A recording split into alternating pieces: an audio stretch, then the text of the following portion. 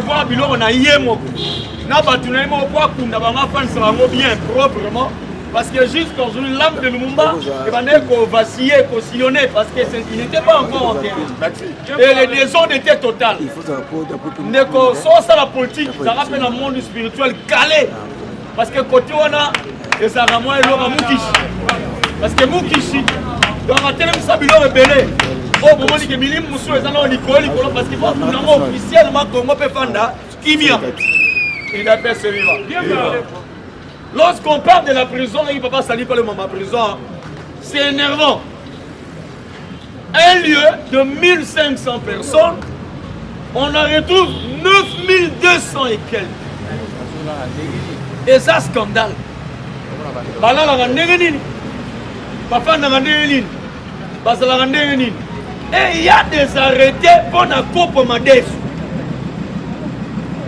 Congolais, pour nous tenir Madès, sortir la prison. Raison que la prison pour ceux qui Madès.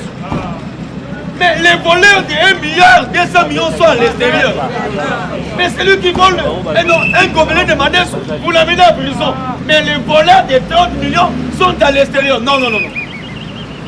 Il y a un juge. Pour dégager les vrais voleurs doivent revenir à la prison. Il n'est pas ce vivant. Les vrais voleurs doivent la prison. Et faites-nous dégager comme Madessou, Basako Mangouba, parce que tu as solo,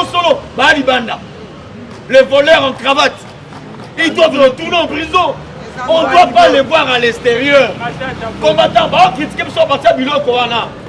Parce que la liberté provisoire est belée, tu es pas dans la prison. Si eux ont volé comme Madès, vous avez détourné, ça constitue 1 million. Mais ils ont détourné, c'est les mots vol veut dire détourner quelque chose d'un point X à point Y.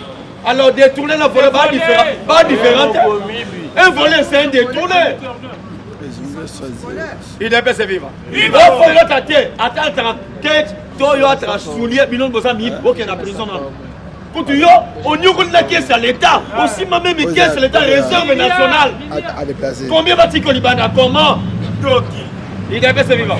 Il y a quand même une autre justice, ça vous bien. Sinon, tu peux s'accaparer la vie. Ce que vous faites n'est pas bon. Il est pas vivant. Donc, je n'aimerais pas vraiment parler de ma prison pour lobby. Quand Bassani même grâce présidentielle, on a vu des gens qui sont sortis, les autres vont sortir aujourd'hui. Mais Nanani, c'est lui qui était porte-parole, le ministre de la Justice à lobby. Bozo Bimao, j'ai aimé. Mais, autre monde est resté au lobby. Ah, Bozo Bimao, sauf que sur Liban, on sali quelque chose, sali récidive. Donc, cette fois-ci, il n'y aura pas de clémence présidentielle. Voilà. Donc, sur Obimi, on sali cap, on sort dans la prison, on compéné 20 ans. Récidive veut dire qu'on songe dans ma mère au sein de Liban.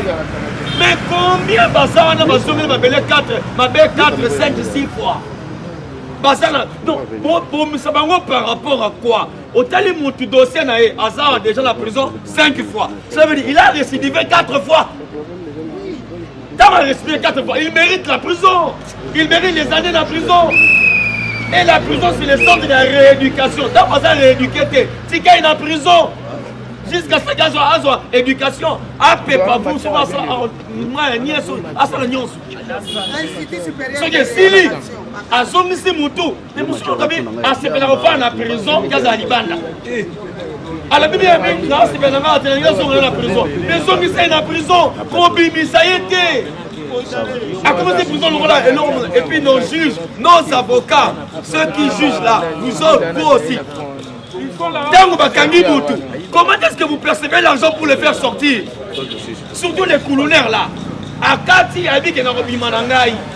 Alors, il y a un Robimanangaï, moyennant quelque chose, il sera à l'extérieur. Et la raison, mineur. Azana plaignante, les gens craignent pourquoi ceux qui va gagner à quelle prison, ceux qui attendent plaignant bimi, barolania na baninga 4e machette. Ba kangiye ou à 4e machette qui sont en prison. Mais tu sais que présent service national susté. Il y a des gens que nous avons investigués qui vont nous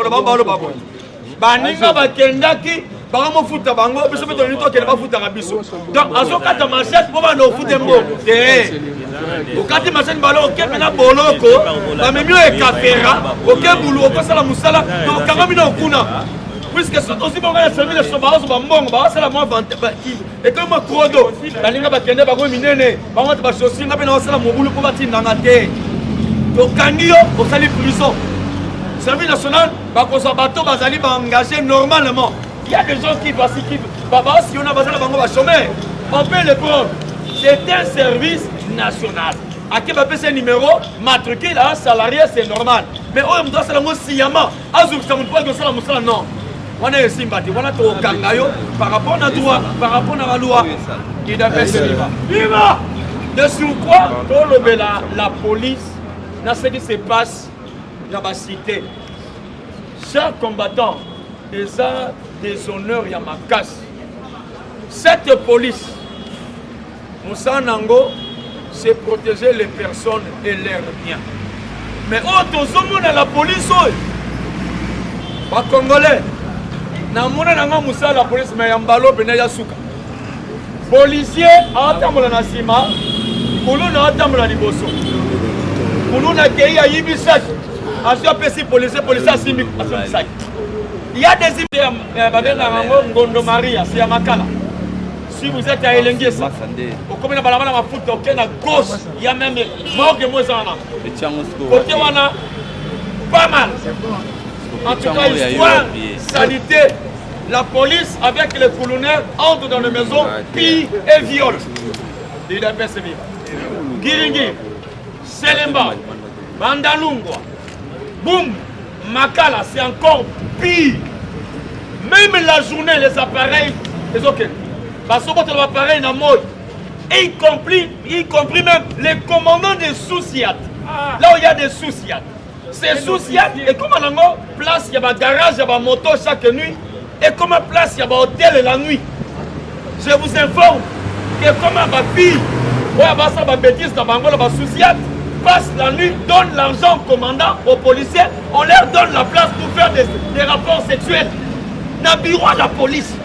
Et comment vous voulez que cette police puisse marcher? Il n'y a pas d'itinéraire. Aux avenues, et l'église, au commune à Ngiringi, il y a une école, et ça le coin. Il y a une sous-siat, il y a des bus qui dorment là-bas, dans le taxi-bus. Voilà, ça passe même à 18h.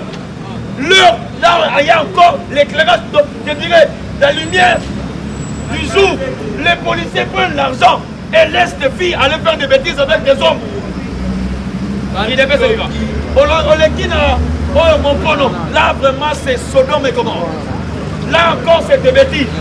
Comment nos policiers, parce que va garder même ma personne et les biens, font des bêtises et on regarde. Ceux qui sont dans le milieu, on le premier, mais lorsque l'on va réagir, soit Monique Kassongo, commandant de la ville au Kokino Moussalate, monsieur sergent-major, tu peux dégager et laisser la place aux combattants qui vont faire leur travail bien. Nous demandons au commandant suprême, président Félix, IDP ça fait 37 ans en formation, 37 ans en lutte, nous sommes calés en formation. Ceux qui sont à occupés, il y a des gens qui vont les remplacer qui sont ici. Il y a des combattants qui sont mieux placés à les remplacer. Et on va faire la sécurité à Kinshasa. Sécuriser la ville de Kinshasa, sécuriser même les Congo. Parce que nous avons combattu les dictatures. Mobutu, il a fui. On l'a poignardé sur le dos. L'autre, il est mort. Il a pissé même dans les camps Mobutu. L'autre, les barbiers, à mon avis. Donc, non, nous sommes prêts à servir notre nation. Ça soit au niveau de la police, même l'armée. Il y a des combattants qui sont prêts ici à sacrifier leur vie pour qu'ils va sauver la nation. Commandant, tu as des hommes. Président Félix, vous avez des hommes capables, des hommes qui réfléchissent, le sens de la patrie dans le sang. Batouana Bazala, vrai combattant. Donc Batouana Bazali, de père et de mère, leur souci c'est ce que la nation est bika.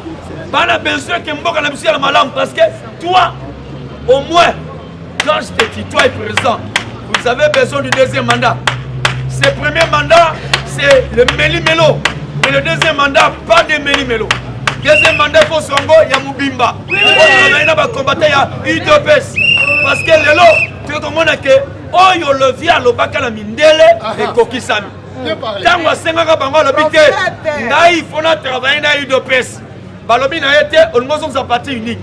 Il faut travailler dans Batunions. Via Koufa travailler, pas passer impérium. Mais tant que yo aussi pouvoir comme président de la République, on travaille dans Bango Nyos. Dans Kabila Mandef, dans Batunions, dans la Moukao, Basali Moussala, on a retrouvé que les Kabila et Consort sont des voleurs. Baïbi, il faut travailler dans Bango le sous-sté présent. Batunayo Basalia, bas combattant, je l'ai dit, bas combattant, il y a UDPS. Bazapré, Bandimi, bas sacrifié, bon, il y a Bango pour la Mboka na Bango. Si je vois à l'Est, il y a nos frères congolais à l'Est, Baketi la frontière, Barazi Arne. Nathalie image à soldats militaires Alexis Kessem, il a passé la barrière à côté de la frontière. Andimi, Ami Pessa, ça qui fait ça naïe. Mais avant Koufa, il a prouvé que c'est un héros. Alors s'il est héros seul, il y a encore plusieurs héros qui sont ici. Il y a plusieurs héros qui sont là, qui acceptent aujourd'hui. Ceux qui est, aucun modèle wana. Présent, vous aurez une histoire ici à Kinshasa. Héros, je suis là. Ah, on a Kinshasa, nous aurons un problème sérieux. Il y a à Rwanda. Ici à Kinshasa, nous aurons une solution. Parce qu'à Kinshasa, il y a un Rwandais ici. N'est-ce pas? L'IDPS est vivant. Na Kinshasa, Rwandais, c'est là-dedans. Vous voyez bien, adresse les Arabes, Kingakat. Alors les Kinois iront une jusqu'à Kingakat. Et ça va barder. Soki, na Est, les Amoussika pour le avion. Mais on appelle la Magotorocom. Parce que dans la fuite, que vers Maloueka, vers quelque part, il y a des Rwandais qui se préparaient pour attaquer Kinshasa. Puis ils ont tellement pour attaquer le Moutamandef. Pour Kanina Nouye. Lorsqu'on arrête les chefs, les autres sont flics. J'ai dit, je vous remercie. UDPS c'est viva. Viva! Combattant, Togosen dans la bino, pour encourager prof dans ma boko combattant. Tozo le bandé wana pambate. Tozo lugete na UDPS. Bato ebele bali ko bois que la biso qui bo salité. Oui. Bato ebele bazo qui mange à UDPS. Le fils que muto telemi pote a bimisaka toujours ba injure. Olandi bikolo même dans les réseaux sociaux. Bakomi kolinga kozwa o tobengi mo nguye maboko baba bela ko UDPS. Ezali na quelque chaîne pour tobenga ba congolais oyo ba se prendre en charge. Bake ko luka ba Rwanda na lolenge na bango. Mais na kamwe bandeko musu bakomo bima kosala ba déclaration. Bandeko bakomi ko récupérer politique na balabala. Bakomi ko lobete les alliés combattants à UDPS, les alliés membres de la force du progrès, la paix. Oh, Tobengi armée ougandais, à la paix dans 4 cités. Peut-être que vous avez tomber le mabo. Parce que tu as vu ça qui bino. Tu as vu ça qui bino. Félix Antoine Tshilombo Tshisekedi, à Kenegi le plus loyal, côté les Mela, oh, Tobengi Rwanda. Parce que il y a un chef de file, oh, il y a un chapeauté. Armée mixo bakocha na SMO Canabiso, c'est République démocratique du Congo. Yama mona ki mukwanto bolo lobi à l'alité. Lek tozo lobao. Mukwanto bolo zali na Kenya. Akei combattre ici le lo réunion ezokota. Oui. Conclave ezokota par rapport à ni. Baluka ba créer armée mix. Oyo bakoluka. Bolanda ki lobi même. Ba groupe rebelle na SMO Canabiso. Lobby ba Kodeko. Ba uti ko déposer ba arme. Oh, Tobengi ba groupe rebelle, ba Maïmaï. Bien parlé. Ba Maïmaï te oh Tobengi ba Zaï. Ba groupe rebelle Mike. Ba lobby moto ezali koya. Pour supporter plus de 40 groupes armés. Ba déposer ba arme. Yaya. Oyebaki muto abandaki ko créer ba groupe armé. Ya liboso ezalaki politique kasemele kana yango biso bakongole tosengaka ete kabila ava bakanga ye bazwi ye batie même na victoire basengi na congolais moko na moko aye na machete mpona kopapa ye arécupere ata mosunya ya kabila ezalaka na bibembe mosusu okoki kolona yango meme okoki kokunda yango na mboka na bino te parce que ezali bibembe ya bilakeli mabe parce que kabila moto apermettre koboma meme oyo tobengi na babase militaire na biso banda conforme d'abord na kitona base ya kitona banda conforme baarmée na biso kabila boma baseta kabila boma le fisque na Kinshasa luka le plus moyen koenvahir biso barwandais baya kokonza biso lelo toye koremarke na kete ya ville ya Kinshasa bagénéraux ya kala oyo kabila atikela biso toye koremarke ete barenforce bamilitaire na bapoint chaud place bango bavandaka mais biso tokosenga na Félix Antoine Tshilombo Tshisekedi biso tosengi remaniement oyo tobengi na se armée na biso boye te combattant biso d'abord oyo tobengi UDPS tozali parti ya bamilisi te oyo bolingi bobabela biso oyo tobengi etumbu moko bino nyonso botalelaka UDPS na makambo ya barwandais UDPS azali na kati te même combattant moko atikali koleka na nzela mpo amanifeste te boyebi combattant aza plus que oyo tobengi bombe anatomique combattant azali oyo tobengi combattant averti avasala likambo tosanganaka liboke tosala eloko mbala moko mais topesi tout le monde mise en garde oyo akosala message ya koloba ete UDPS bapesi bango bamachete bapesi bango bayeboka baluka barwandais na nzela na bango ezali politike oyo biso tosalaka te boye te komatan biso tolitaka mpo na état de droit mpo na démocratie na progrès social lobi nalandi meme mpo na policier oyo tobengi soda na biso moko akotaki na Rwanda po ete asala action lobi nalandi communauté internationale batelemi ete po ete bakondamne République démocratique du Congo aye komona ete communauté internationale abandaki koluka République démocratique du Congo na mbeba moko po ete atingama kuna mais soki tomitunani bakongolais na bakongolais oyo bakufa na ese ya mboka na biso communauté internationale asalaki tokosenga na bakongolais nyonso oyo ya bakongolais na biso ya diaspora boluka le plus moyen bosala basitting oyo tobengi na espace européenne borapele bandeko wana toboyi oyo tobengaka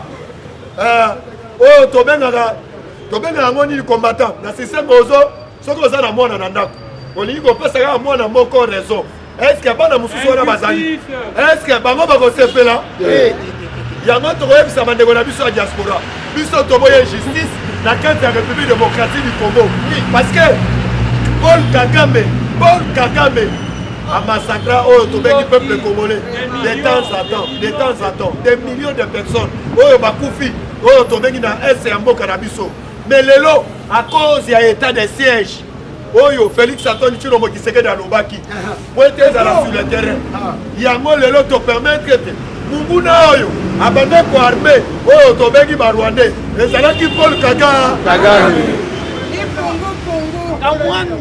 combattant na lutte lobi na landi RFI ezoloba ete c'est la toute la première fois oyo tobengi avion ya mboka na biso ezali koleka na espace oyo tobengi ya Union européenne papa ezali oyo tobengi ba effort ya politique après 25 ans tokata oyo tobengi relation afin na biso konyata même na mboka bapaya te mais Félix Antoine Tshilombo Tshisekedi azongisi yango ebele totambolaki même na babisi mosusu akei alobi ete ekeko ya Lumumba wana bayibi yango Félix Antoine Tshilombo Tshisekedi ake koteka yango ake koteka ake kopesa yango batone mosusu ake olobi ete ezali cuivre mais lobi biso na bino moko na l'équipe tolekane na mutuka alobi ekoko ya Lumumba yango bazongisi yango mais basokoli yango ma il fallait changer mentalité changer mentalité na biso parce que place wana ekozala site touristique oyo tobengi ya peuple congolais oyo ebanda kokotisa mbongo parce que oyo tobengi échangeur ebandaki kokotisa mbongo te mais cette fois-ci ntango bakotia oyo tobengi mozole ya lumumba yeba déjà mbongo ebanda kokota ndenge wana yango omoni à tout moment tozotelemela oyo tobengi ministre ya transport oyo tobengi Chorbert Okendi papa yani papa biso todenosaka yango namonaki me ministre ya travail lobi alati sokoto tozoyebisa bacombattant à partir ya lelo boyokaki mbela ya ministre ya intérieur akendaki le plus loin koloba ete nga moko nazali combattant oyo tokomona alati meme oyo tobengi teni ya bamilitaire yebe ete bakokanga yo babetaki sete a partir ya lobi mais balobi lisusu boye a partir ya lobi a partir ya 18h balibere oyo tobengi batravailleur avant parce que bapatrouille ekobanda a partir ya 20h parce que yebe ete tozali envahir na banguna olinga te banguna baprofite à cause yo lati oyo tobengi insigne militaire bango baye koprofite kosala oyo tobengi basabotage na bango yango na kosenga yo peuple congolais zala lisu likolo ya nini merci mpona lelo ngai nasuki awa nazobengisa chinois azokota mwakuna te chinois ya maboko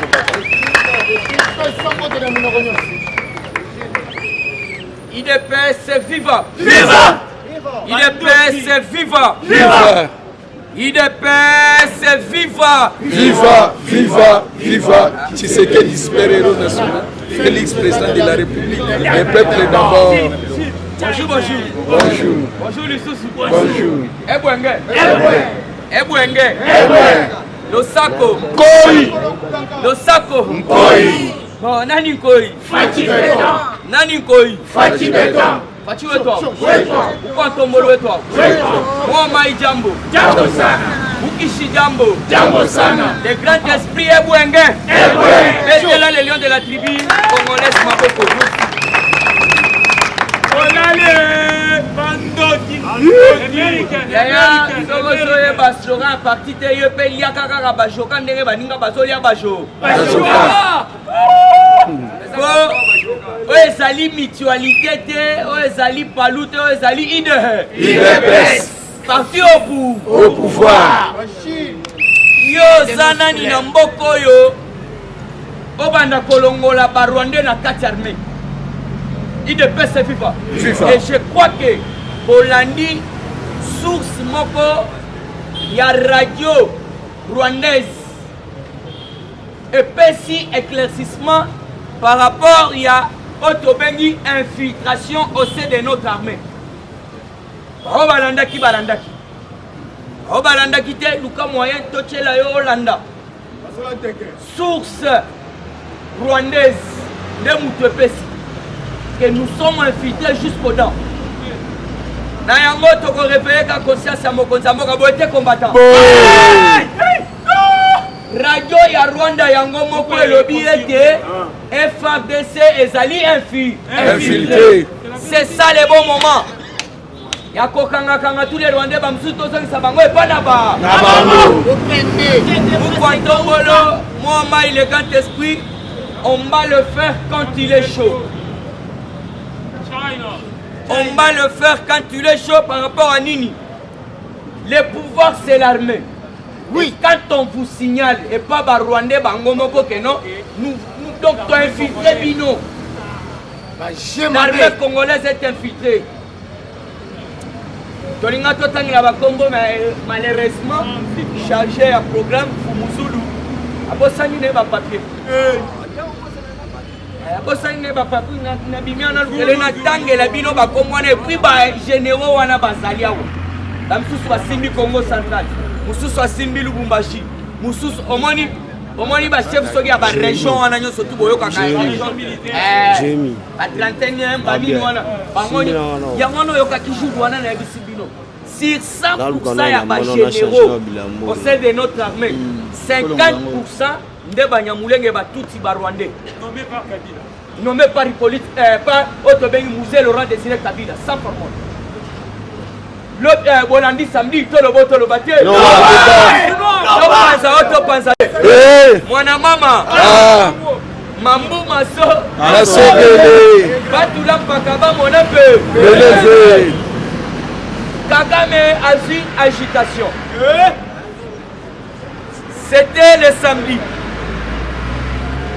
Paul Kagame a réuni tous les généraux au Yakatia Rwanda. Yeko comme Sabiso, totali parmi les généraux entourés Paul Kagame. Toye komona présence na ba généraux lokola Mukwatombola Salaka. Son entourage Mathieu va encercler Paul Kagame. Toye komona James Kabaré. Soki Kabaré. On n'a pas même envie à voir comment normalement puisque Bazali Barwande miné. Bon. Ya voye ba komande mwana okosu. Donc maman oui ka lo ba kommission na munoko. Alors qui fit James Kabaré? Même fonction en République démocratique du Congo. Grâce à Laurent Désiré Kabila. Papa Tshisekedi wa Mungu Beres mémoire. Allah qui a raison. Allo Biboye. Papa Nangai Laurent Désiré Kabila. Merci beaucoup. Ndenge bandeko yo. Ba aider yo de bobengani Lumumba. Mobutu, merci beaucoup. Robeta Masolo Lumumba puisque Samuel Lokonda za de Akuna. Même famille à Lumumba basa de Akuna bana nae. Alors tozongi côté à Laurent Désiré. Après tele ra ebisi ndengwana. Poussé Laurent Désiré Kabila. Amoni papa Tshisekedi wa Mulumba lokola net azo sala baba fantu. Or ka ebisi clair. Aussi bo sali ko peresi yebisa bango to futa bango kombe po bazonga sheba. Bango. Yo ka réponse ya musée. Musée Zoloba, ce sont mes frères, les scellés. Bandeko ya musée. Mais oui, ne place infiltration bandit. Alors, les locaux yoka, plusieurs généraux rwandais, na katia conseil de magistrature. Toye kokota bivekete wana général munene, yé pas ça na base. Mais azali na katia conseil suprême de magistrature, il n'y a pas ça. Asa lokola neki secrétaire général. Alors, pour comprendre que Fati Beton, Asa n'a kola la terre. Déjà, ne va kombo ya batouane bimi, il faut bangonyo sotou babima. Bana mai, ba kongomani ya solo. Et puis déjà, bazo soupçonner Célestin Mbala. Oyoka ki Célestin Mbala traître. Tokolo bakaka tolo yo bengsaki wana na Lubumbashi kolongo ya général wana neba maimai ba M23 bakoti. Donc Célestin Malazali complice. Mais bon yoka ki déclaration Yashiko Chitambo. Moi et mes hommes, nous allons offrir au Nanganda, au peuple congolais et aux magistrats suprêmes. Pas même 1 heure, pas même 48 heures, pas même 24 heures. Chico Chitambo, je suis contre.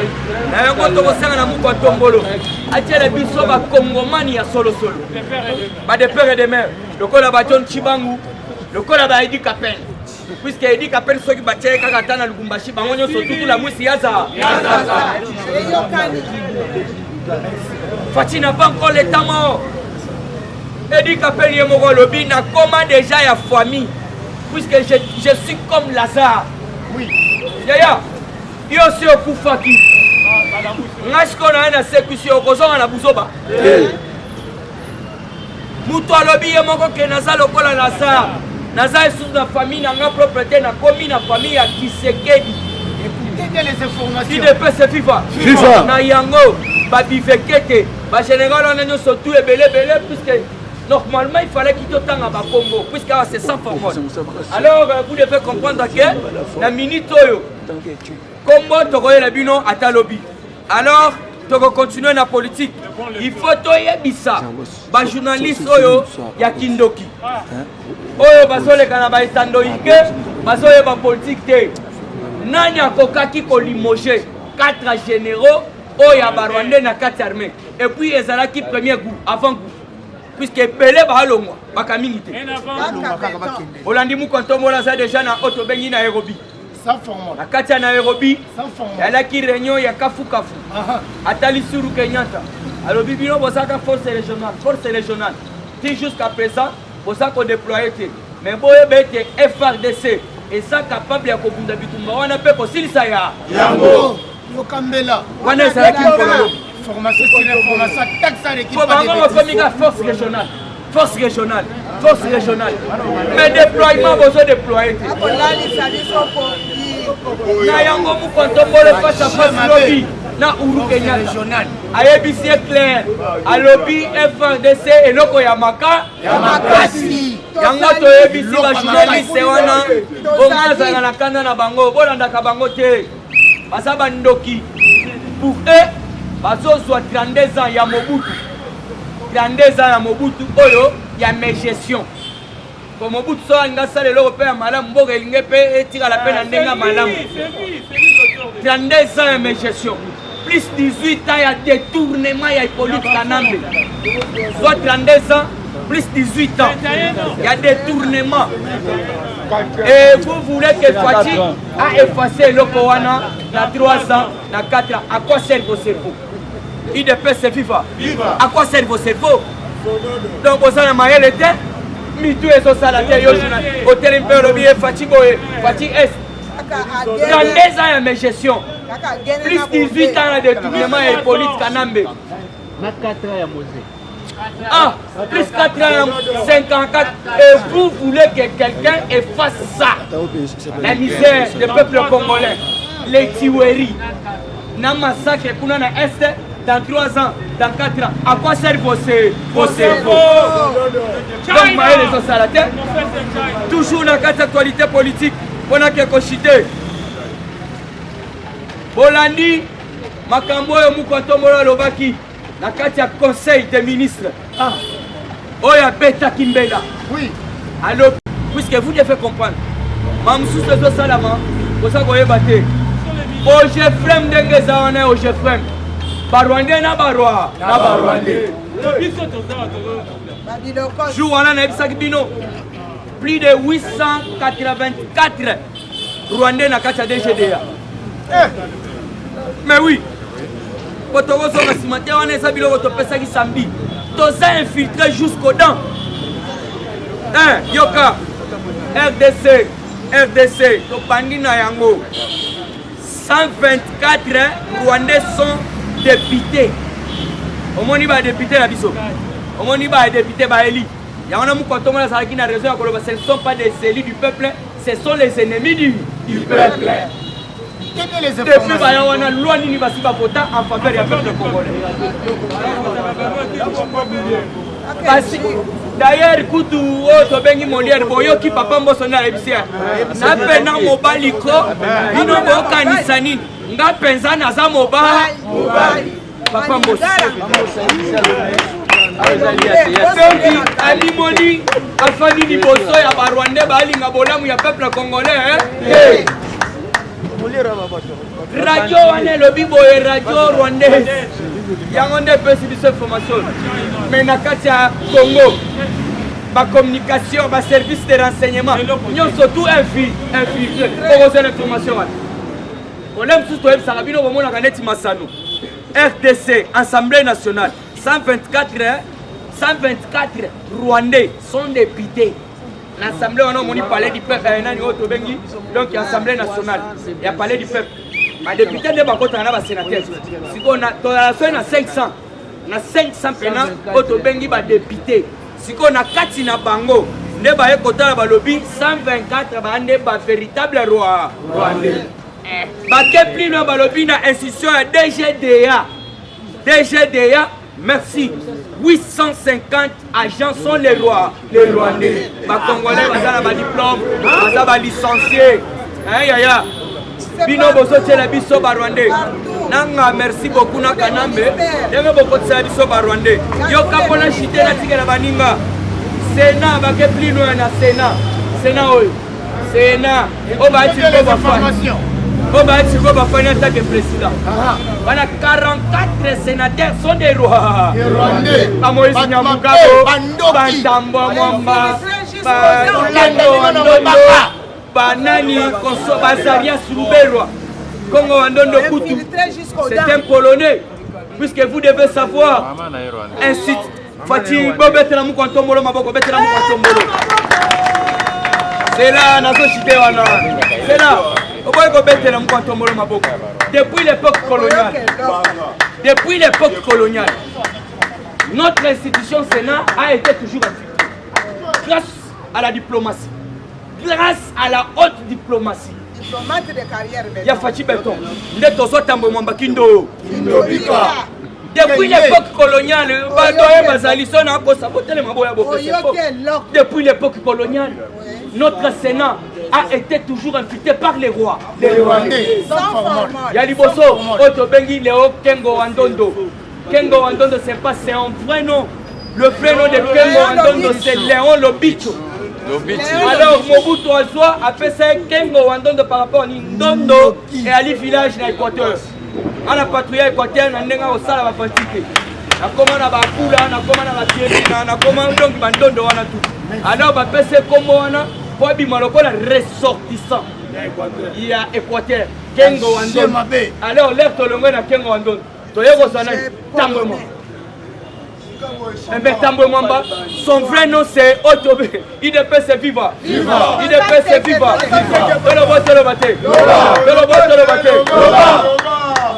On a respect de l'air tout à IDPS Viva. Viva. Ah, on doit compter sa présence. Nous, la Zokota. On encourage présence. Les informations. Les parlementaires debout. Les parlementaires debout. Les parlementaires debout. Bonjour à tous. Bonjour. IDPS Viva. Côté une actualité politique. IDPS Viva. Viva. Ezana Rwandais moko basu bakangaki IDPS Viva. Viva. Rwandais wana ye moko na munoko na ye a témoigné. Alobi Félix Antoine Tshisekedi Tshilombo. Aza mwana ya un ancien militaire te. Aza pe mwana ya militaire te. Ye moko pe aza pe un ancien militaire te. Aza pe militaire te. Mais ndenge nini ba plan nyonso azo sala wana po de jouer biso azo zongo wa IDPS Viva. Alobi tous les plans o nyonso tochaki na nzela. Ye aza kaka ko détourner yango azo sala ndenge ni yango na lobaka ba ennemi na yo un jour ba ko témoigner na faveur na yo. IDPS Viva. Rwandais wana alakisi alobi boye. Après avoir pris le contrôle de Bungananga, l'objectif de Kigali était que son armée déguisée en M23 puisse progresser vers Goma. En même temps, initier une nouvelle attaque vers Bandundu pour attaquer Kinshasa. IDPS Viva. Car la 11e région militaire, qui est l'espace équivalent de l'ancienne province de Bandundu, est dirigée par un sujet rwandais, le général Padriri, qui aurait déjà bien planifié l'attaque. IDPS Viva. Balobi plan na bango ezalaki boye. Après ndenge bazwa qui contrôle na Bungananga, mission na bango ezalaki bakita na Goma et puis ba attaquer Bandundu. IDPS Viva. Après Bandundu ne baye kokoma awa na niveau ya Kinshasa. Sikoyo muto ya bandaki ko planifier ba plan wana nyonso wana. IDPS Viva. Eza général Padriri qui est déjà donc le général Padriri a planifié qui tous les plans. IDPS Viva. Yango je kamusi bango mukontombolo Fatih Beton yebi yango ndenge ni IDPS Viva. Oyebi degré infiltration eza na mboka na biso. Donc Fatih Beton azo mérité ba mettre maboko. IDPS Viva. Bolanda ki réunion Paul Kagame azo kotisaki. Tomoni général James Kabarebe, IDPS Viva. Oyo azalaki chef d'état-major à République démocratique du Congo. 100% rwandais de père et de mère. Chef d'état-major à République démocratique du Congo grâce à Laurent Désiré Kabila. IDPS Viva. Eza yende mutakoti saki 500 militaires rwandais na kacha FARDC. Oyo chaque jour ba pesa ka rapport na Rwanda. IDPS Viva. Voyez ba keba information. Ba plan nyonso 500 Rwandais wana o bana kacha FARDC na biso. Tous les jours rapport ekena kana roi. Bobota la kamu pantombolo Fatih Beton. Azana bitumba ya makasi IDPS Viva. Et bongi to soutenir rien na ba idée. to soutenir rien na ba désordre te UDPS viva toza na ba Rwandais oyo bazali ya UDPS viva et puis opposition balingi bazwa makambo oyo bakomisa ngo lokola champ de bataille na bango eza na combattant bakote ya UDPS ni ba force du progrès ba oyo bazwi baza koattaquer bato na ba machette mpona koluka ba Rwandais UDPS viva plutôt bato bamanifeste yango eza peuple pourquoi ka diverse ezalaka soki peuple azwa telemi owana eza comique oyo bato ya UDPS et surtout so mabe esalemi mais eloko ya malamu soki ezo esalemi bakei yo peuple congolais UDPS viva baza bandoki minene bitumba oyo boyeba yango bien bitumba oyo eza na ba occidentaux UDPS viva eza kaka Rwanda te en complicité na ba occidentaux UDPS viva pendant le temps toza na guerre na ba M23 oyo baza ba Rwandais mais bomemi embargo na biso bozi bokusi yango moyen tosoma minduki eza te UDPS viva yango na stratégie ya Fachi Beton atali embargo wana ezalaki ya ngai te ezalaki ya régime oyo elekaki UDPS viva lokola bango baza ya complicité yango moni aye kocréer usine d'armement en République démocratique du Congo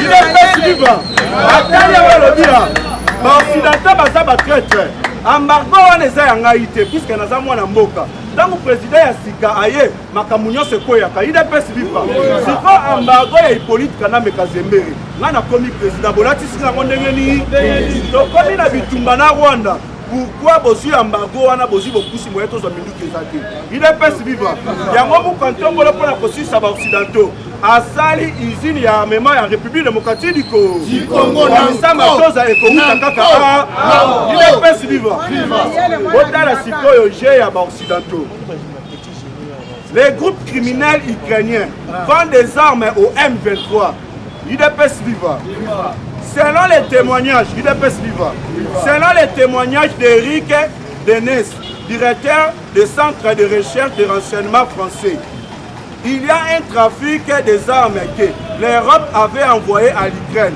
qui sont détournés et vendus aux terroristes du M23. UDPS viva. C'est pour bon mituna. Moni ba occidentaux wana eza plan na bango. Yango mu kwantongo la lobi boye. Bitumbeso le kana este. Eza groupe ya ba gangster ya ba Rwandais. Oyo bazo bundisa biso po neteni ya mabele na biso na ba richesse na biso. UDPS viva. Yango mu kwantongo le pa lobaki boye.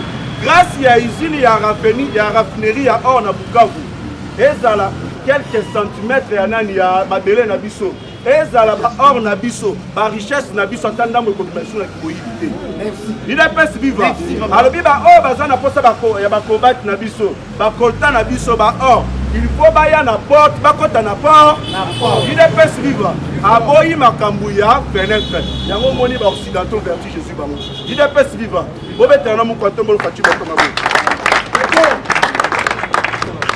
eloko na lobaki même banguna na yo bakokoma capable ya kotémoigner pour na yo UDPS viva bolandi radio rwandaise elobi boye infiltré ya ba Rwandais baza na kati ya FARDC na biso bango moko babandi déjà komi funda na UDPS viva yango nanga na ipolanga bango pona haute trahison UDPS viva koma bokoki kosala bozozwa na niveau ya Assemblée nationale 124 Rwandais UDPS viva oke na niveau ya Sénat 44 Rwandais UDPS viva bozwi bokei na niveau ya armée na biso FARDC na la police 400 à 500 officiers rwandais. Si vous avez tozo tambola tozo luka misala tozo misala te. Na DGDA bozi bo engagea 850 agents rwandais. 850 agents rwandais. Oyo peuple congolais zo luka misala zo zote. UDPS viva. Bozo comme ça ba étranger ba tuyambongo. Mais bana yamboka ba zo profiter na richesse na bango te. Yango mu kwatombola lobby parmi population parmi peuple nanga oyo. Ba millionnaire na ba milliardaire ba kobima awa UDPS viva to moni Paul Kagame aza telemi alobi est Félix Tshisekedi ndenge nini yo fongola usine ya raffinerie ya or na est tandis que biso toza na yango UDPS viva botala dega kilo biso toza na yango pona nini ozo fongolisi yango UDPS viva Kagame azui vertige yango na sepeli na maloba Jackie Ndala lobi omoni baétranger wana bayaka kaka autilize soki ozwi problème atiki yo Jacques Ndala Moïse Katumbi asundolaki ye sikoyo tomoni Jacques Ndala alati vert militaire alobi nde eza boye naza kosoutenir FARDC na nzela ya mokonzi ya mboka Facibe prison eteyaka idepesi viva prison eteyaka sikoyo totali sikoyo ka ya Martin Fayulu alobi boye premier problème à République démocratique du Congo est Félix Antoine Tshisekedi. Ba Rwanda baza bandeko na biso, il est viva. Ba Rwanda baza bandeko na biso. Plutôt Félix Tshisekedi alongwa na pouvoir et puis na sengi état de siège elongwa na est du pays. Faut comprendre que Martin Fayulu azape na ba groupe na ye na est. Aza na ba groupe na ye armée na est. Lokola état de siège oyo ezekutaki 300,000 miliciens na este na minute oyo bazwi bakomi na niveau ya 14 bolandi nani bakodeko bake kodepose manduku balobi tokobunda lisusu te idps viva et puis plusieurs rebelles ADF na minute oyo bazwi bakangi bango na este tobetela état de siège mwana ya Museveni bolandaki après avoir kotuba biso mbeli na nsima mokongo aye na baflatterie na ye alobi Félix Tshisekedi, c'est le meilleur président du monde. Félix Tshisekedi, c'est mon frère. Nazana Posena Koutana, na grand frère Nangana Sololanae. Tant que je serai le président de la République démocratique du Congo, la Kotika la Koyamba Mwana Wana, il est viva. Na niveau ya Katanga, tozona bana Moïse Katumbi Kanda ba Rwanda baza ko massacrer ba peuple Kanda me Kazemelo ko condamner yango. Ataki ba côté Yona Mbongo ko condamner yango. Ko landa bino na mabanga. Disait il n'a fait baba na ko attaquer bato moto et puis bato moto ba komi ko kidnapper bango ceux qui ba kena ba bomi Yona moto destination inconnue. Il est vivant. Moïse Katumbi a bandi pour créer des ordres à niveau de Katanga. Moïse Katumbi, il faut pas qu'on ait ceux qui bolini bakanga Moïse Katumbi botombola loboko boganga ba. Mon importance ya loi ya Noël Chani. Noël Chani est la révélation en Nzambe même que kota katina. Peuple congolais le bazu ba mon importance ya loi wana. Tango Noël Chani lobaki ba poste tu es en mboka na biso ezala verrouillé. Bomoni lelo presque ozali. Moïse Katumbi aloba. Hippolyte Kanambe aloba. Et puis en Mbongo centrafricain aloba. Il est pas vivant. Merci beaucoup tout le monde. Ici c'est information, c'est vivant. Pas de bêtises. On va t'aboper ça sous vivant. Il ne peut c'est vivant. Viva. Fatiba. Awa tozo kotisa. Oh tondeni procureur. Très bien les informations. IDP, c'est vivant. IDP, c'est vivant. Togobango, Togobangisa. IDP, c'est vivant. Dosa parti à Yambo, la République démocratique du Congo. Place où tout ça, la matinée politique, la soirée politique, nous donnons des informations matin, midi et soir. IDP c'est vivant. Et surtout que ce qui fait la force de notre pouvoir actuellement, c'est l'escriture parlement des vous. Merci beaucoup. Parce que Papa Etienne Tshisekedi Wamoul Malobara Boye. L'avenir de l'IDPS appartient ni au père fondateur que nous sommes, ni au cadre, mais l'avenir de l'IDPS appartient aux parlementaires de vous que vous êtes. IDPS est vivant. Viva. Très bien les informations. Information sur information, tant que ça ne recule pas de bêtises. IDPS est vivant. Viva. Avant de compter l'information, dans le bâton, le bâton dans l'attentif Toyoka. IDPS est vivant. Viva. Prière d'abord de vous abonner massivement dans notre chaîne Nouvelle Génération Télévision pour enfin vous permettre de Batobaï Mamazali Kolekanaka Télévision du Congo. Et nous avons aussi une maman qui a une information pour nous. Au nom de maman Vérombaka, où la série qui maman Mouika fait sa numéro en direct. IDPS est vivant. Viva.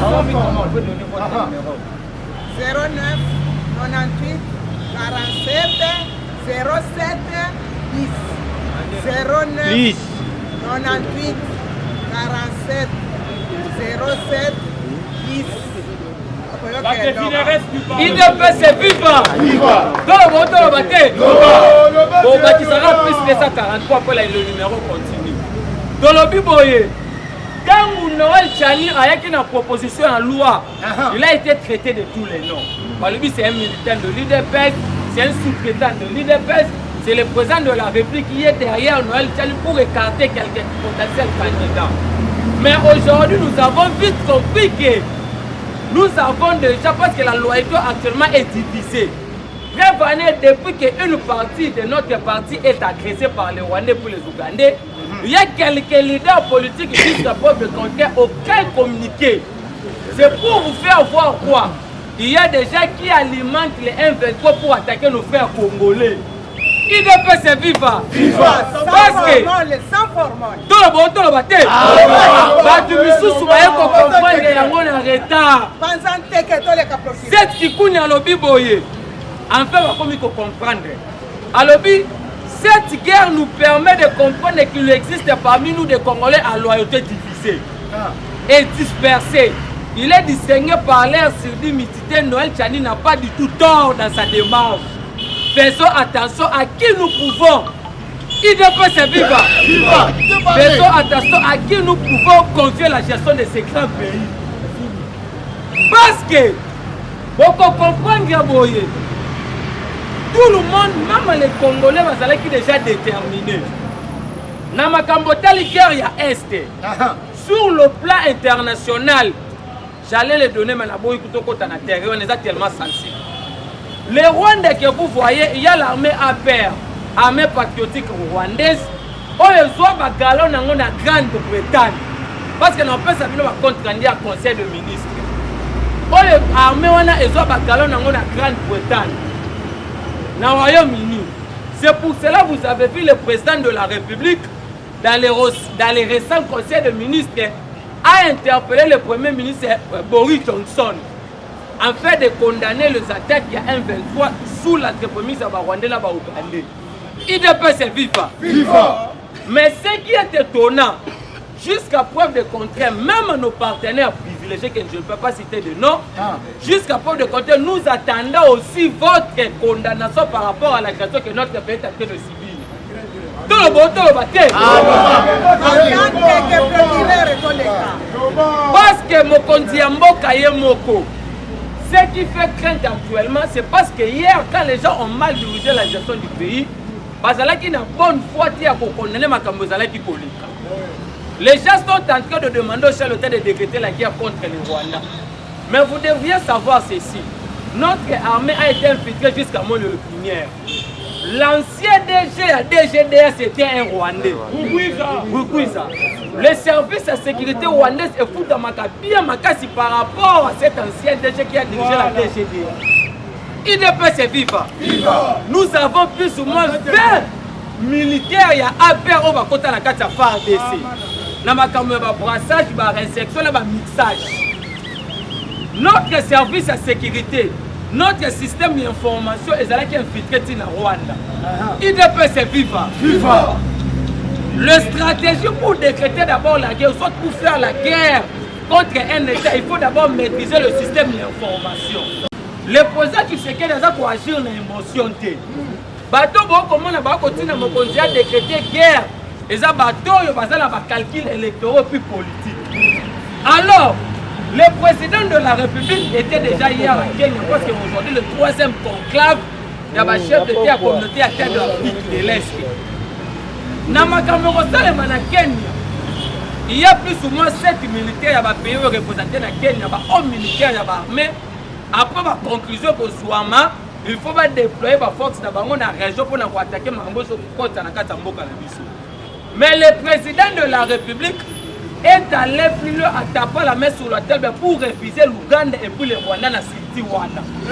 Le ministre des Affaires étrangères rwandais, Vincent Buruta, dit que non, il ne peut se vivre. C'est déjà une façon à Bobangi.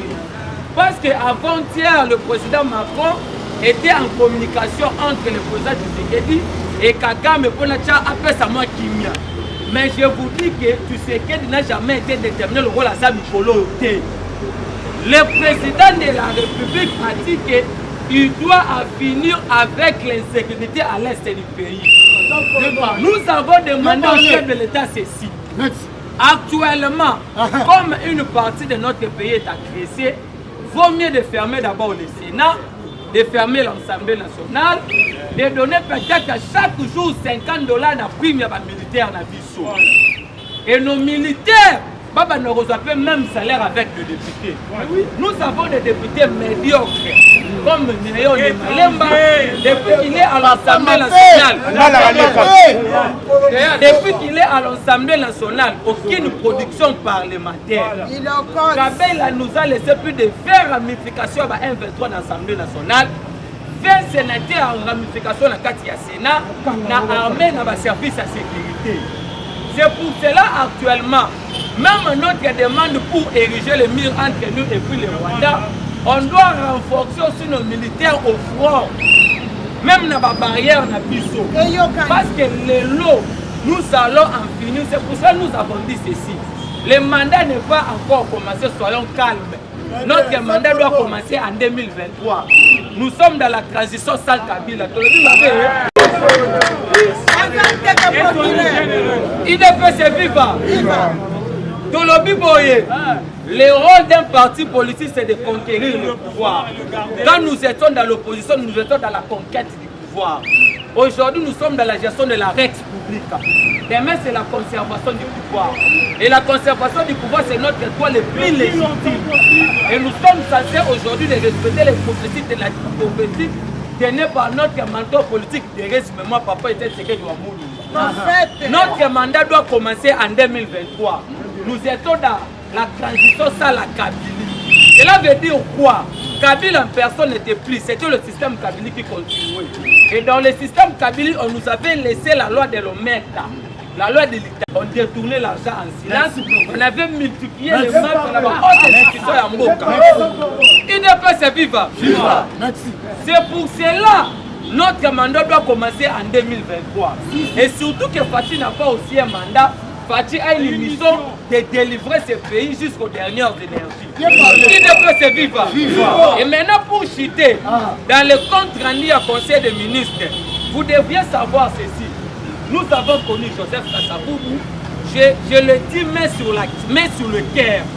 Nous avons connu Joseph Kasavubu, nous avons connu Maréchal Mobutu, nous avons connu les gens qui nous ont amené l'infiltrage et puis Kabila.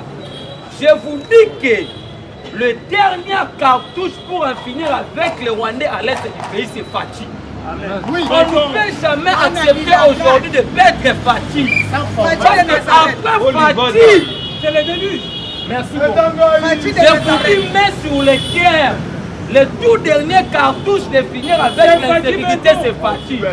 Parce qu'il est connu de son père, il est connu de sa mère, il est connu de sa famille politique et que nous sommes des. C'est pour cela que vous voyez aujourd'hui, le chef de l'État, c'est le tout premier président congolais qui a indexé les Rwandais, que c'est les Rwandais qui sont en train de nous agresser. Mais les gens disent ceci, comment un président de la République peut aller à l'extérieur du pays? Le président va à Abidjan, il nous parle devant la communauté congolaise. C'est que Bisso, ton équipe à Congolais va faire un procès, c'est Bisso qui va Congolais. C'est pour cela que nous avons un président qui vous dit que non. Jusqu'à preuve de compter, je n'ai jamais encore été convaincu dans mon salaire justice. C'est pour faire en sorte de continuer avec les réformes. C'est pour cela actuellement, je vous dis ceci. Bâtonniers sont beaucoup parce que bientôt, les remaniements du gouvernement s'imposent. Bientôt, les remaniements au cabinet du chef d'État s'imposent. Même avec le siège à l'Assemblée nationale, on doit réduire d'autres sièges. Parce qu'aujourd'hui, la priorité, c'est de soutenir notre armée.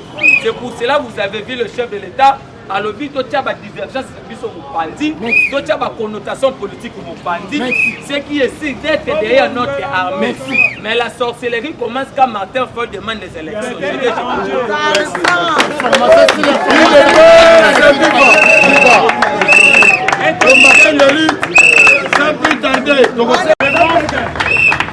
IDPS viva!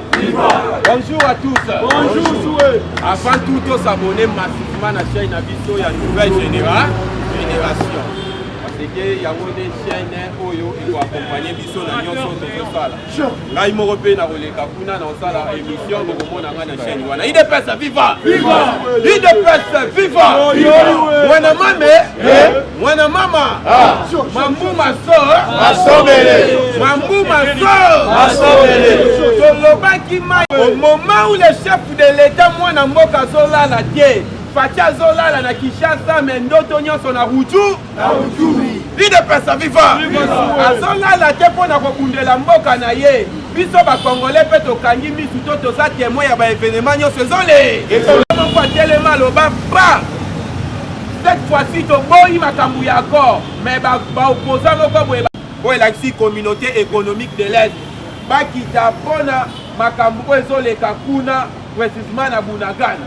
Alors président répondant qui ou Kenyatta vendredi na conseil des ministres.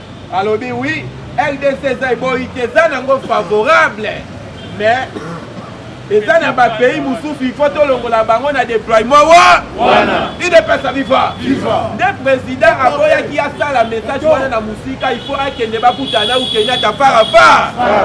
Pour kende ya président lelo lendine makambo bandaka te ebandi. Au moment où ba Fati azo sola awa kuna pe ba chef d'état major bazo beta maso na bango pe aka. Il dépasse sa viva.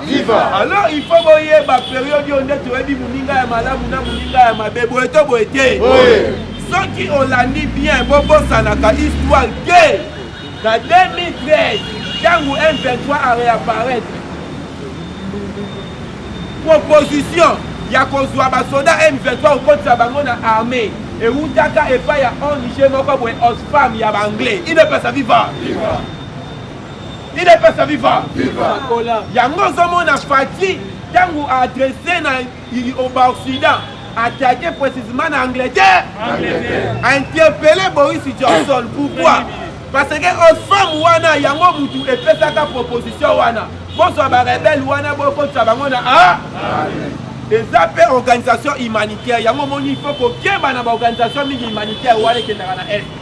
Il est pas sa viva. Alors oyo boyo qui kero Ukraine azo fournir M23. Alors il faut qu'on néglige l'information. Il ne peut pas vivre.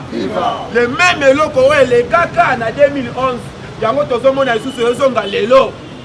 Chaque fois, à même encore ce que ça lui retrait dans Monesco, nous qui n'avons pas évité qu'il n'y ait pas. Il ne peut pas vivre. En 2011, l'armée sénégalaise n'est pas la retrait. Bango bakei mindu qui sont pas fait si ba rebelle tout ça M23 bima. M17, M8 na M24. Babi na oui hélicoptère Ukraine azaki na ona kati ya Monesco. Yebo ko armée ukrainien na oui hélicoptère wana 4 ndio zaki ya pays ya Ukraine. 4 ezalaki ya société moko privée ya Ukraine. Il ne peut pas vivre. Est-ce que tout ça na malamu?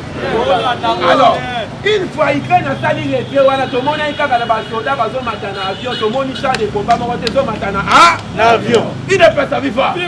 Yango moni Monesco na paye na bango awa bazolo banini. Biso toza na preuve moko te ke o Rwanda ndazo attaquer. Mais bato oyo baza musika bazomona ke se Rwanda nde mutu azo attaquer biso. Na bino ba oyo boza sur place. Bomona te. Bo ba avec le bokende. Biso moins 15 000 militaires ya Monesco. Il est pas viva. Tangu tokani ba keni ya sika ya M23 to moni yango na couleur ya vert noir. La présence il y a pas Monesco pe bazaki wana. Tangu tokangi des militaires rwandais. Monesco bazaki wana. Mais yo pourquoi ni tout na ko Monesco solo bao azana preuve morte ke Rwanda ndo attaquer. Yo ka bango nyonso wana bakenda kobeta dami ya sa. Il est pas sa vivant.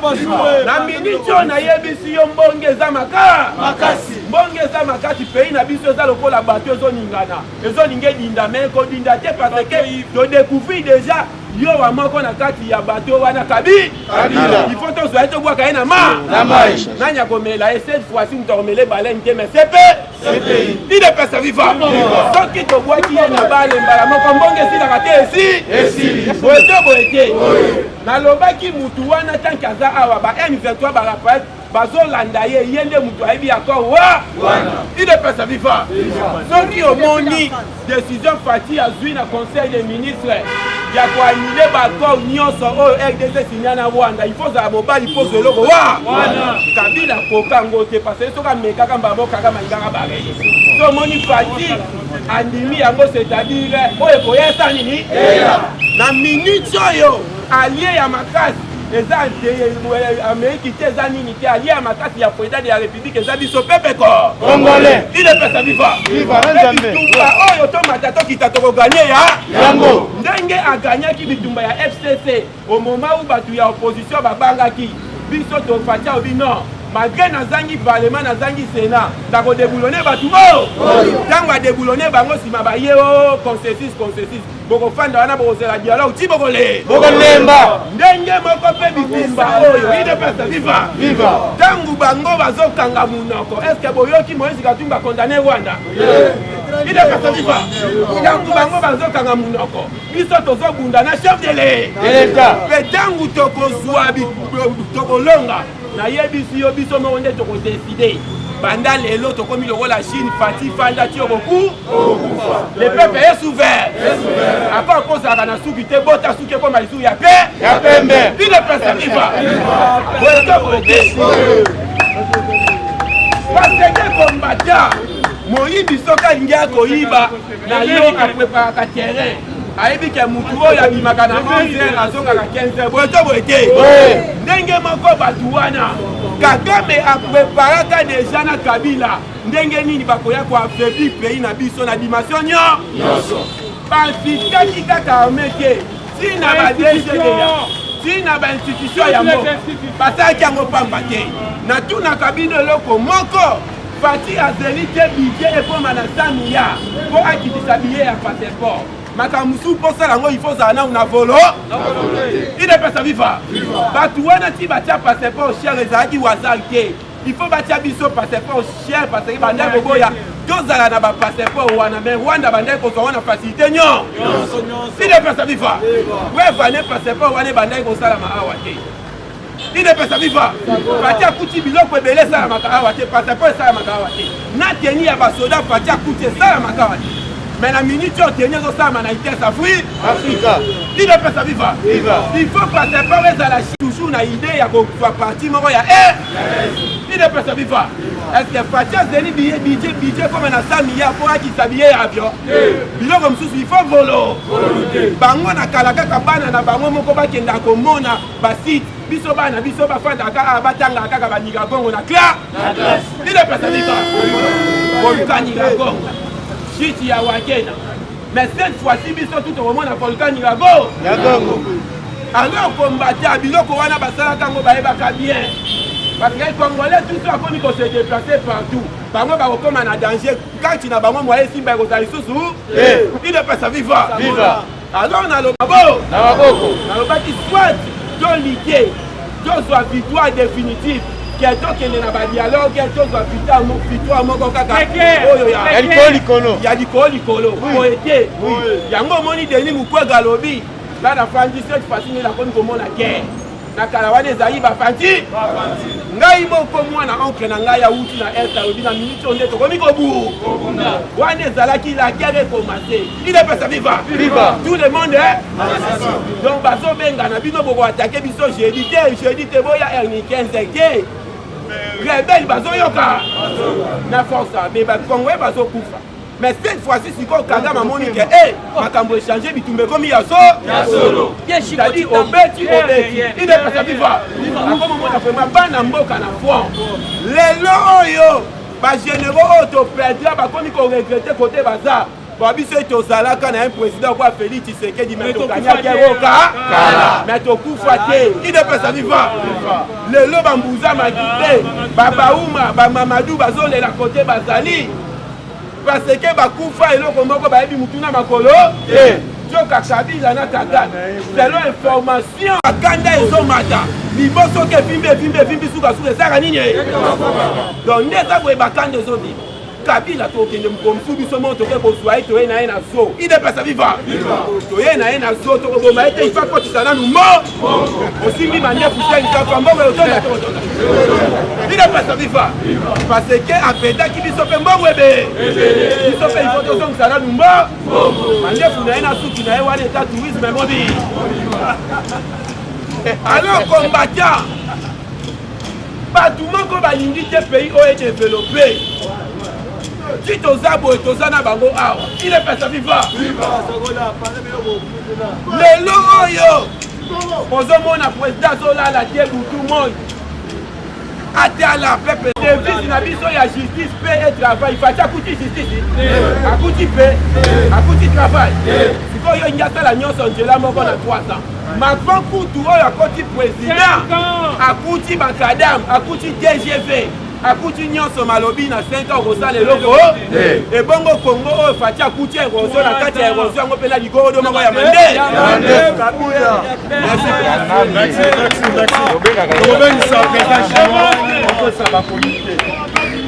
merci beaucoup pour la communiquer basignaler biso lisusu na oyo tobengi côté ya braliment 12 Rwandais baza kuna basala kuna banyo apeka bolingo na bino atravers biso merci na bien na biso ko des fois doit saluer donc une nouvelle génération existait alors faut s'abonner massivement à via la lutte à que plus loin à lobby aux ana micro mais il faut ça bien chiffonner ba chiffon ezoya kuna mutu akozo chiffona ele ka koloba donc il y a côté chiffon on a ba auto bengi système ya hygiène alors na la yango tokopesa vie ko de frère merci ebe tokopesa vie ko de frère tibala merci ebe ya yeba ko pour la geste wana soka pesio 100 francs yeba ete faut payer merci au lobby so qui s'en passe pour 500 pour 1000 favorité combattant alors merci na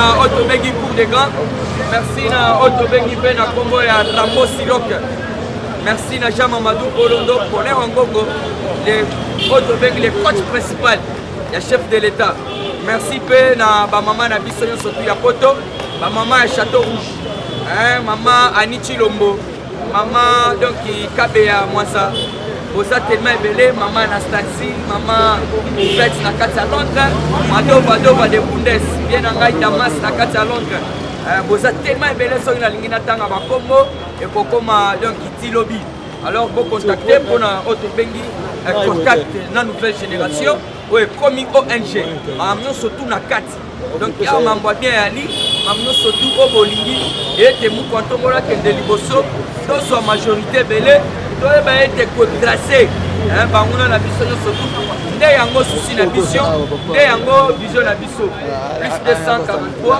89 40 36 878 89 40 36 878 merci na maman Thérèse ma grand-mère na kati ya Otobengi Belgique Rachel abengwa oyo na kati ya Belgique boza tellement ebele pasa na version bote namoni Otobengi président Abdou chargé ya relations internationales na diplomatie Azana moi maloba toyoka président Abdou, vous avez la parole.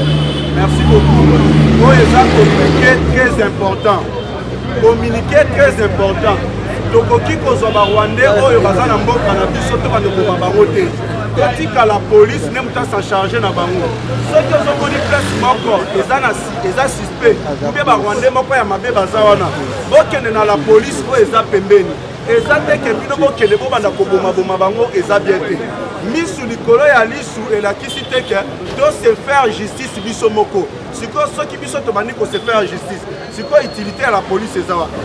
To boma bango te mais to benga la police. Bakanga bango soki baza suspect. Tozana bitumba na Paul Kagame, mais tozana bitumba na ba sujet rwandais te. Côté wana to se comprendre. Na zina pesi na mbote na papa na biso moko vie na biso God of War Chibala na États-Unis d'Amérique. Merci parce que nous sommes nos premiers partenaires na biso. Ozo continuer toujours comme ça la action ya malamu na nouvelle génération. Yango tozo senga na balandi na biso. Bo s'abonner massivement na nouvelle génération TV. Et puis na pesi mbote na maman Ngandu la baronne des États-Unis d'Amérique, motema ya Jésus-Christ puisque to fongoli ici même groupe na biso WhatsApp nouvelle génération. numéro pour na bokota na kati ya groupe na biso WhatsApp eza plus 243 89 60 77 556 89 60 77 556 topesi même mbote na vie na biso fondo na Paris topesi yo mbote bisika oza tozosenga toujours soutien na bino vie na biso Big Shing na Londres nouvelle génération ozosenga toujours soutien na bino na Etienne Kabuya Tulumba les grands journalistes na Mbujimai topesi yo mbote bisika ozali na bamama ya Château Rouge mama la présidente Lili Makaya na Château Rouge tosengi soutien na bino Lili Makaya voilà mama Suzy na Château Rouge tosengi soutien na bino et puis na soutien na mama Annie na Château Rouge pour soutenir une nouvelle génération au parlement na bino oyo en même temps ekomi fondation et puis ekominisa na ba député ebele merci beaucoup na Glody beaucoup na Simabilili merci na JM tokutana mokolo alobi